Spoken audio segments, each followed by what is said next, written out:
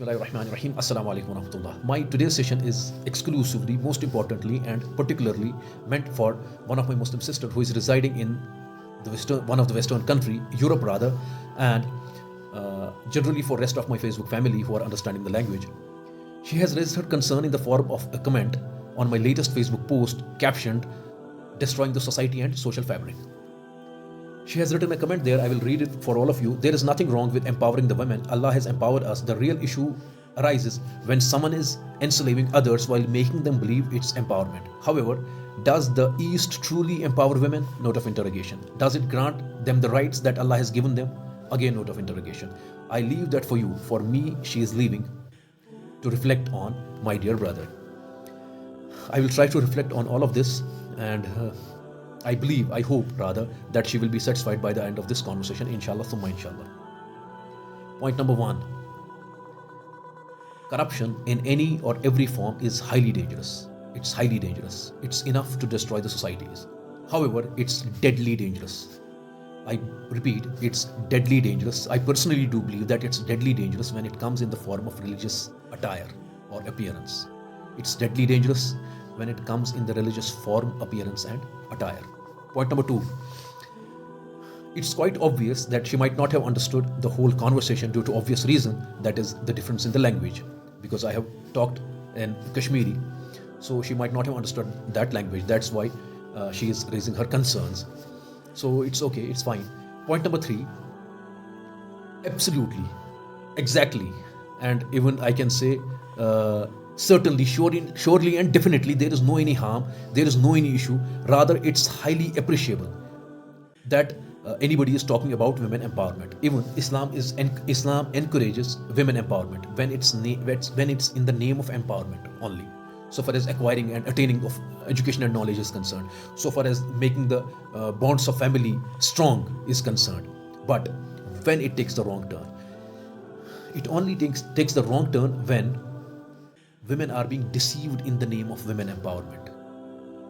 They are being misguided in the name of women empowerment by very attractive terms like feminism, like gaining of knowledge, and in the deep of their mind and in the deep of their hearts lies the exact point, which is making them more and more public, more and more attractive to the opposite gender by making them more and more nude. Furthermore, I would like to make you know, whenever I use the term or whenever I use the word West or Westernized, I mean the regime of Roman Catholic Church, the government which has been ruling, and rest of all the governments which have been ruling Europe for more than 10 centuries. And out of these 10, 9 centuries had been known as the Dark Ages, under which the Europe has been reeling under the darkest period in the history, when they have assassinated famous philosophers and scientists like Galileo, like Socrates. When I personally do mention all these words like westernized or Western regime of governments, I mean to say the dogmatic regime of Roman Catholic Church and rest of the governments. What I mean to say at this very point of time is they are very good at deceiving the people, and they are having very good amount of expertise in making them fools. For an example, I will tell you for an example that they will say you that we are going to establish democracy in that very particular country. We are going to establish an education center in that very particular country. But each and every one of us know what's in the deep of their mind and the back of their hearts is making them subjugated, making them imperialized. I will quote few examples. At this very point of time, each and every one of us know that in Americas there were already people living long before Columbus pretended to discover it. One more example I would like to quote. Most of the Western countries had been busy in slave trade till the start of the 21st century. One more example. Apartheid, Nelson Mandela, and South Africa. These are interrelated terms. These are interrelated and directly proportional to each other terms. One more example. Even the country who is claiming to be the superpower of the world at this very point of time, America, 13 colonies of America were the imperialized colonies of England. And when they united together, they are at this very point of time known as United States of America, which were basically colonies of England. Now, so far as women empowerment is concerned, I would like to quote a happening during the reign of Hazrat Umar radiallahu ta'ala anhu.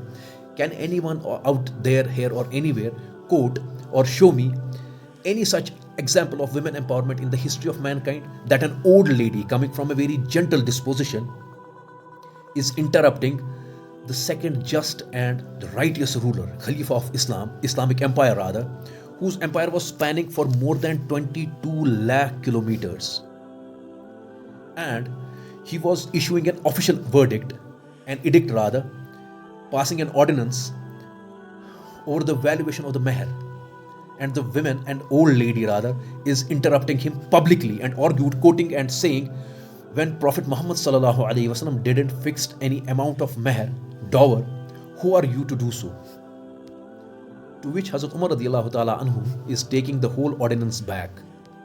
Now you just please tell me, so far as the current contemporary times are concerned, which very particular country comes to your mind when anybody says, or you read it yourself, Islamic countries, and the Islamic countries of the East? Obviously it's Saudi Arabia. I have made a video, a descriptive, detailed video on the family of Al Saud, who I do personally believe that they have captured illegally, that they have captured that land illegally, which had been known as Hijaz. The two holy places, Makkah and Medina, has been illegally captured by the plunderers, the warlords. Al Saud has captured illegally by the active support of these Western countries, unfortunately, who were nothing more than dacoits, plunderers and warlords. And they have captured these holy lands from the Ottoman Empire, who were ruling these holy places. The gist of this very particular point is, we do not follow any country. We do follow the divine laws of Allah subhanahu wa ta'ala and Prophet Muhammad sallallahu alaihi wasallam. I would like to conclude my conversation again by saying, this is my own quotation, that corruption is highly and very dangerous in any or every form. However, it's deadly dangerous when it comes in the form of religion. Fi amanillah. Assalamu alaikum.